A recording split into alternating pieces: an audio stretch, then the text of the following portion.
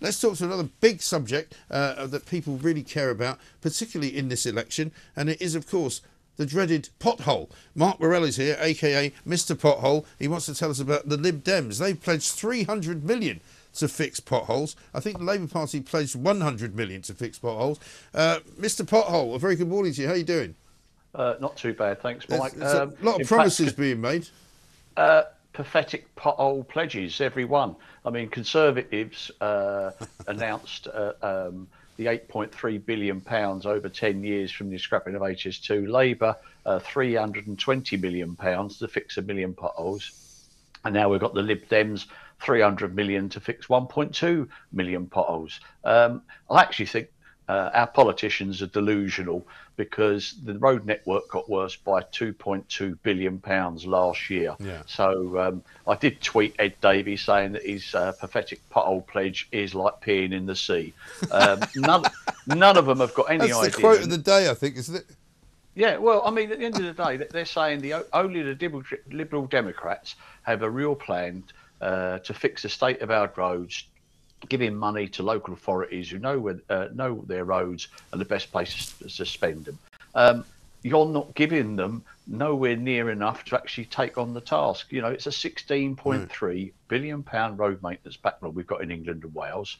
But I do not understand. I mean, they need to all go back and take some GCSEs, because if you've got a £16.3 billion backlog that's getting worse by £2.2 billion a year, and it's costing the economy £14.4 billion a year, for the life of me, I don't know how the hell £300 million going to even do anything whatsoever. No. I mean, it's a joke.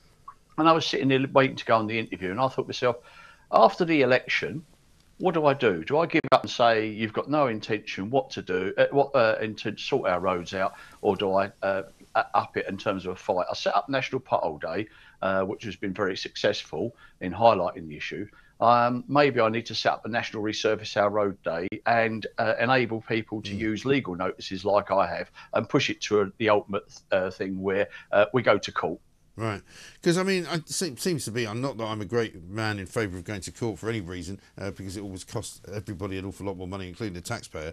But I mean, at the end of the day, here's an idea. Why don't you put a tax on roads, so that when everybody uses those roads, they would pay the government some money, and then you could use that to fix the roads. Oh, they already have a road tax. What are they doing with that?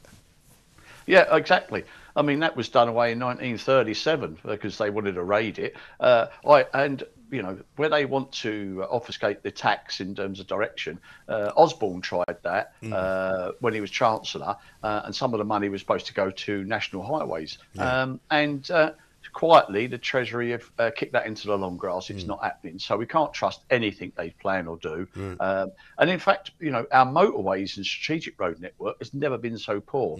I mean, as I said to you, I've been doing some work with Stan the app, and there's some really good figures that should come out in the next, hopefully, few days, showing the real size of the problem of the defects on our road. And there are millions. I'm sure there are. But I mean, isn't it the responsibility, by the way, though, of the actual local councils? I know that money might have to come from central government eventually, but shouldn't the local councils have some kind of budget for repairing their own roads? Yeah, I mean, in the past they did, but the real economic press on them for social care, children's services, it really is eating into what they get as a local tax. So they're very reliant on what government does, and it's sort of crumbs off of the table, and that's why we're in this situation. I mean, we've got thousands of people now downloaded that app that are actually surveying our road network. Never been surveyed like it before, and it gives public the power. And I think after this election, I think the public power needs to push whatever government we end up with into a situation where, you know, as I said, it's an international embarrassment. I've been on French television. I'm going to do something with an international media agency some point this year.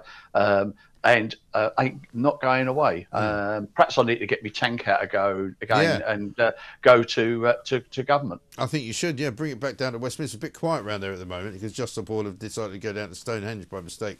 They attacked the wrong place and got themselves into all sorts of trouble. Mr. Pothole, aka Mark Morell, thank you very much indeed.